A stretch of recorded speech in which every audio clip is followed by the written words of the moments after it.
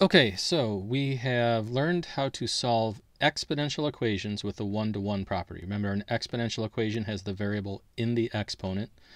The one-to-one property refers to the fact that if you have the same base on both sides of the equal sign, you're allowed to cancel those out. And then what remains is a fairly basic algebra equation that you would already know how to solve. Then we saw that if the bases don't match, there's usually some kind of a trick to make them match. So in this problem here, we could make 8 into 2 to the third power, and then 4 is 2 to the second power. And then when those cancel out, you multiply the power, so you get 9m here, distributive property, 2m plus 2. And then again, you can solve that using algebra that you've already learned how to do. So what we're going to look at now are exponential equations where the bases are not the same, and you cannot really trick them or fudge them into matching so that they cancel out. These equations can still be solved. We just cannot use the one-to-one property anymore. What we're going to use is a new tool, a new math operation, and these are called logarithms. Okay, so we're going to get kind of deep into logarithms for today. All that you have to concern yourself with is that logarithm is a new button on the calculator, and there's a certain point in the process of solving these equations where you need to resort to using it. Okay? Now, a logarithm is related to an exponent. Remember that an exponent has a base, a power, and then an answer. So like 5 to the third power equals 125. A logarithm, abbreviated log, also has a base. It's a small subscript next to the letter g. It has a number next to it that's sometimes called an argument that happens to begin with the letter a, just like answer over here. And then the other side of the equal sign on the logarithm is a power. So this is basically a way to isolate a power in an equation. So here we could have log base 5 of 125 equals 3. It basically means the same thing to this as this. It means if you take a 5 and multiply itself by itself 3 times, you get 125. So it's just kind of a scrambled up way of looking at an exponent. Now, if that didn't all click, it didn't all sink in, it's okay, because like I said, all you're worried about today are not all the deep ins and outs of a logarithm. We're just going to get to how you use it and really use it on a calculator to solve an equation like this. So number 2, I'm going to rewrite it in a certain kind of a special way on purpose. 4 to the v equals 68, and I kind of left a space here on purpose. You'll see why. Because in order to cancel out this base 4, I need to, not have the highlighter on, I need to take a logarithm of this side of the equal sign, but not just any logarithm, because all logarithms have bases. They have some sort of a little number down here. In order to cancel out a 4, you need the logarithm to be a base 4. So we take log base 4 of 4 to the v power, and these things cancel each other out. Now, just like a fundamental law of algebra, a thing that you just know, you've always known, is whatever you do to one side of an equal sign, you also have to do to the other side of the equal sign. So we now need to do log base 4 of 68. And what this is basically saying is how many 4s do you have to multiply together to get 68? Now we could try to mess around with that. 4 times 4 is, let me back that up. 4 times 4 is 16. Times 4 again is 64, which is kind of close to 68. But if we times 4 again, you get 256. So we shot way past 68. So there's no even number of 4s you can multiply together to get 68. 3 of them comes close. So then the thought is, well, maybe it's 3 point something, maybe 3 4s and then a little bit more will make that 64 into a 68. But to do that calculation, you don't just kind of guess and type random stuff into the calculator. We're going to use the logarithm button. So you hit the function button on Desmos, you hit the miscellaneous button, and Desmos has 3 logarithm buttons. The first one is this ln here that you can see me highlighting, and we're not going to cover ln. That's a specific thing that doesn't really apply right now. There's log, and then you'll see that does not have a base. If you see a log without a base, that button on the calculator, I'm going to write this up here. Log without a base is the same thing as log base 10. Because we have a base 10 numbering system, we'd have 10 digits, 0 through 9. It's what we call the common log, so it gets its own special button on a calculator, so it's just the common log button. What we're going to use is this third log button, log A. So you see you've got a blinking cursor down next to the letter G, and then if you tap here, you get the cursor inside those parentheses. So we can put in these two numbers. This 4 goes here, and then the 68 goes here, and we get 3.04. Let's see, round, what does it say? Round your answer to the nearest 10,000. So how do decimals go? Tenths, hundredths, thousandths, 10,000. So 4 decimal places. 3.0437. So it's kind of like what I said before. 4 times 4 times 4 is 64. 64 is kind of close to 68. So maybe it's going to take 3 point something 4s multiplied together to equal 64. And there you see the calculator actually figured it out, 3.0437. Now, these answers are often irrational numbers. They're decimals that go on forever without repeating, kind of like pi. So you just have to round them off and then write down your answer, and usually you'll be told how to round off. So tenths, hundredths, thousandths, 10,000ths, 4 decimal places on this worksheet. Okay, number 4. Oops. So we have 9 to the negative 7x equals, I'm going to leave a little space, 64. We want to cancel out this 9. It takes a log base 9 to do that. So you do log base 9 of the other side. This cancels out. You get negative 7x. Log base 9 of 46, that is going to take a calculator. So function, the log A button, a 9 goes down here, and a 46 goes up there, and I get 1.7425. But now look, this problem's not over like that one was. The x is not isolated. We still have to get rid of that 7. So now I need to divide both sides by negative 7.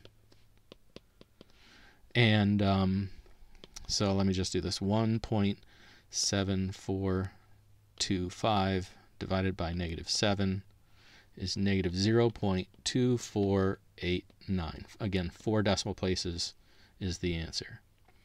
So let me take a second and check number 2 and 4 on the answer key. So 3.0437 and negative 2.489. So it looks like those are right. Good. So we're on the right track. So number 6, how are we going to do this? It is my common practice to rewrite the original problem with a space right there so that I can squeeze in the log on both sides. Which log do you use? Again, there's infinitely many logs. The base could be anything. We're going to use log base 5 because it's a 5 that we're trying to cancel out. It does cancel out. So I get k minus 9 on the left side of the equal sign. On the right side of the equal sign, function log base a 5, and then an 82 goes here, 2.7380. Now, you might be tempted just to stop here, like, well, the problem's over. Nope, the variable's not isolated yet. Now I need to add 9 to both sides to isolate k. And 2 plus 9 is 11, and you can just bring down the rest of the decimals. And there we have it. Let me scroll down and check the answer again. 11.7 something something. There we go, 11.738. Remember, you go 4 decimal places, but if it's a 0, you actually don't have to write it down. You can, but you don't have to.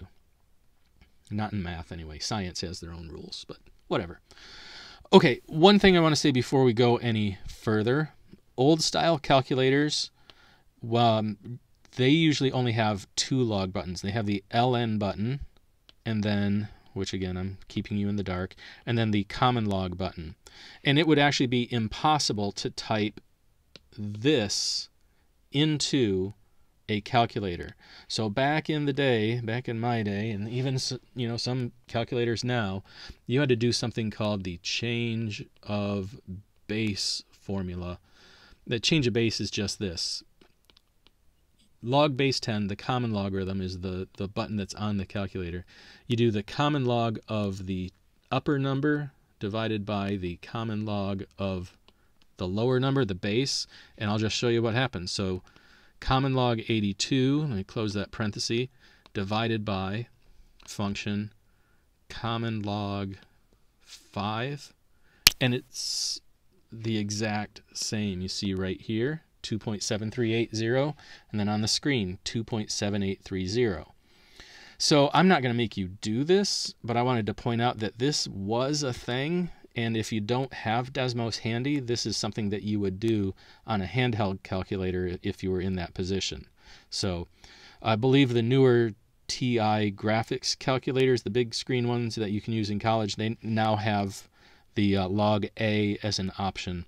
But not even those fancy ones used to have them. You had to do this change of base formula every time. So there, I put it out there. I'm not going to make you memorize this formula. We'll just use the log A button. Okay, number 8. So again, we want to solve the equation. The goal is to isolate this variable. We know we're going to have to do some kind of a logarithm because that variable is in the exponent. And I do want to cancel out that base 10, but before I do it, I have to cancel out this -8, which as you can see is multiplied there. So what I'm going to do first is divide both sides by -8, and I get 10 to the -4x equals, and then -92 divided by -8 is 11.5. And that wasn't very bright. I want to leave a little space here. Now I can take the log of both sides. Now remember, we want to cancel out a 10, so the base we're supposed to use is base 10. But 10 is a special number. It's the common logarithm. So you can actually just do log and use the regular log button on the calculator. You don't have to use log A, just regular. Oh, sorry. I'll cancel these out. -4x equals, and then just regular log 11.5, 1.0607. Now, just to show you, if you accidentally pressed the log A button, typed a little 10 down here, and then typed in 11.5, you'll get the same answer. The common log button here is just for convenience sake. I shouldn't have typed that in, but you can use the log A button and type a 10 if you want. You just don't have to because the common log is considered special. So it has its own button. Anyway, back to problem number 8. The x is not isolated yet. I need to divide by -4 on each side. So 1.0607 divided by -4, -0.2652. That 1 would round up because 7 is greater than 5, so it rounds that up. So number 8, I will check. I feel like I kind of rambled on and on during that problem, so I could have made a mistake. Where's number 8?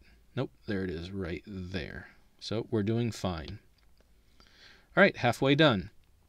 Our problems just get slightly more complicated as we go. I think, number 10 is pretty much just like number 8. We need to start this off by dividing by -6. You have to key into that time sign right there, and then divide that -6 to cancel this out. So 9 to the x plus 5 equals, what is -98 divided by -6? 16.3333. And again, I should have left a little space here because I know my next step is going to be to use a logarithm. How do I cancel out a 9? With a log whose base is 9. They cancel each other out, and I do log base 9 over here. So I get x plus 5 equals the log A button, put a 9 down here, 16.3333 is 1.2712. Now to isolate x, I just subtract 5. And here's a little tip. I can just go the last thing I typed into the calculator, move the cursor over, and just hit -5. And that saves a little bit of typing.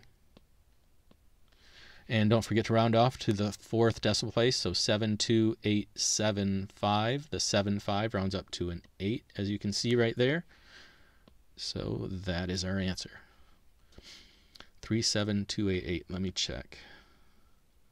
Yep, right there. 37288. Good. Okay, number 12. I don't know if you noticed the answer to number 12 a minute ago when I scrolled down, but this one's going to be kind of special. So, okay, my first step here is going to be to subtract this 3. It's not part of the base. We're not ready to cancel out the base yet. We need to cancel out that 3 first. We get 6 to the 4n plus 2 equals 0. Did it again. All right. Now to cancel out a 6, I need log base 6. They cancel out. Log base 6 of this side. And let's use the calculator for this. So function log a base 6 of 0, and it says undefined. When you get undefined, this has no solution. And that makes sense if you think about it, because what does a logarithm mean? Well, okay, I told you didn't necessarily have to pick up on everything up here that I was kind of rambling on and on about, but let me just reiterate a little bit. What this right here is basically saying is how many 6s does it take to multiply together in order to get 0? Well, if you think about it, if you start multiplying 6s together, you're never going to get a 0 for an answer. That's physically impossible. So this we call undefined, no solution. All right, number 14. What's going to be the first step for 14? Say it in your head. All right, if you said divide by 9, you are correct. Divide both sides by 9.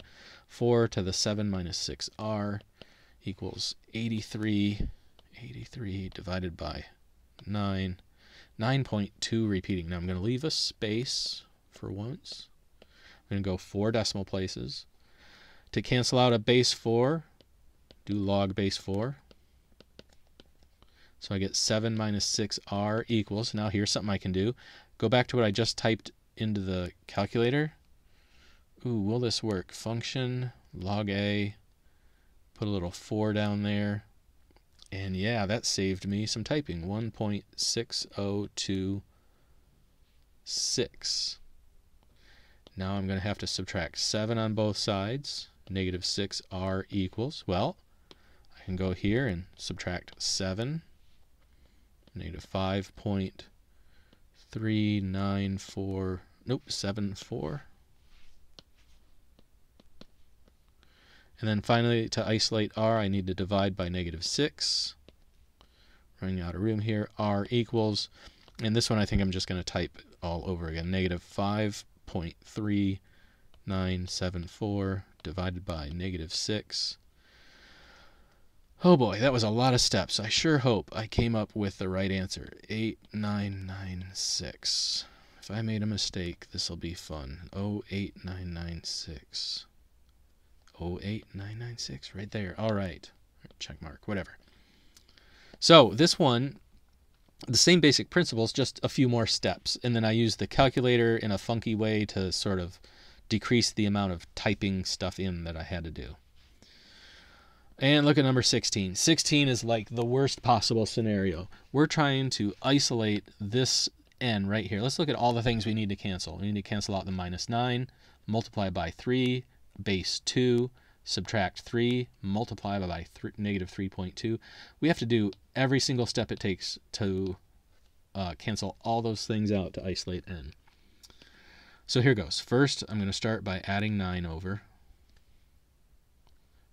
And that cancels out. So negative 3 times 2 to negative 3.2n minus 3 equals, man, whoever made this problem was a jerk.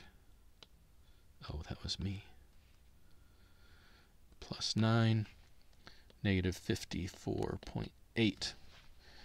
Okay, now we have a times sign here, so to cancel out or undo times, I need to divide. So divide by negative 3. Divide this side by negative 3.